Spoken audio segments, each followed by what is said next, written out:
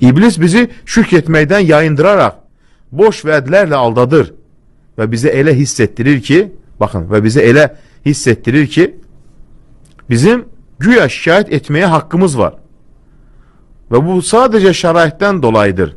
Bundan artıq bir şey deyil. Halbuki biz unuduruq ki, bu şəraitlərin özü Allahın əskərlərindən biridir və bizi Allaha yönləndirmək üçün var edilmişdir. Ona qarşı şikayət etməyimiz üçün deyil. Baxın, həqiqətən də. Məyər bilmir ki insan, İblisin cənnətdən qovulduqdan sonra verdiyi ilk qərar bizi şükür edənlərdən olmamağımız üçün çalışmasıdır. Allah Teala bunu açıq şəkildə bizə bildirmişdir. Sonra onların önlərindən, arxalarından, sağlarından və sollarından onlara yaxınlaşacağam. Sən onları çoxunu şükrədən görməyəcəksən. Əraf surəsi. Baxın, hər gün və hər gecə iblis bizi Allahın nemətlərinin bolluğundan uzaqlaşdırmaq üçün çalışır. Baxın.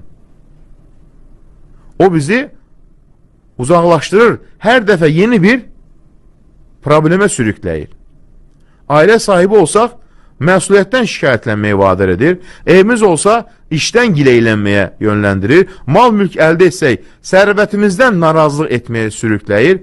O bizi daim nəsə ilə bağlı şikayət etməyə və nəfsimizi bütün bu şeylərdən təcrid etməyə sövq edir.